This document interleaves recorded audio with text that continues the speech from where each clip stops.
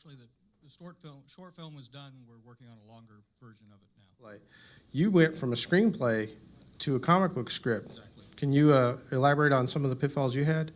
Well, it wasn't so much pitfalls. It was a matter of reimagining how to visualize the story. Of course, when you're writing the screenplay, you can visualize the flow of action, the flow of nuances and actors' presentation, and so on and so forth. One of the big things I just had to get into my head when I was converting the screenplay to a comic book script was that in each panel I could really only do one thing. I had to make sure that I had to have very distinct actions in each panel, and then figure out how to develop a series of panels that would tell the whole story of the scene. Sometimes it meant being able to simplify some actions that might have been more nuanced or more complex in the screenplay.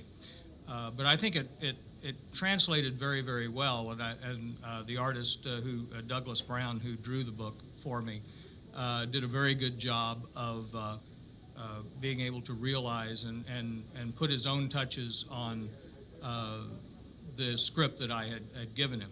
But the biggest thing was just trying to remember that somehow the artist has to be able to take what is on the written page and create that in individual panels.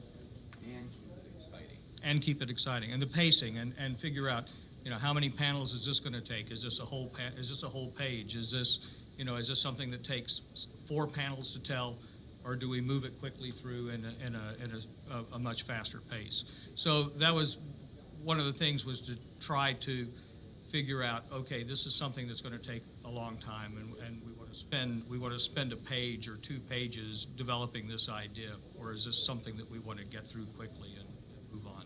And where do we put those full pages? What are the punctuation points that we want to really focus on?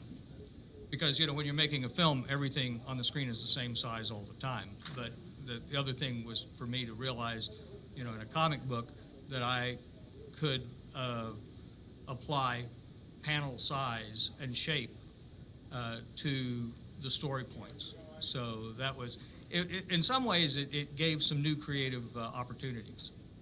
Okay. The question I have is because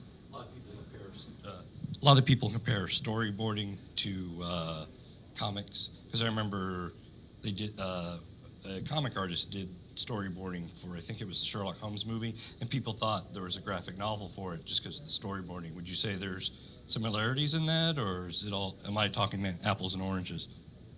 I really think it's apples and oranges, because once again, going back to the fact of the matter, unless you're doing something very different with your film frame, I mean your 16 by 9 or 185 to 1 or whatever your film format's going to be, everything that you shoot is going to be in that square or in that rectangle. So when you're making the film, you block the actors and the shots in ways that makes the most dynamic layout of the action within that rectangular frame. So if you were really doing a storyboard, every panel would be 16 by 9. But with the comic book, you can do a tall, skinny one, you can do a diagonal one, you can do a square one, you can do a round one, you can do a whole page.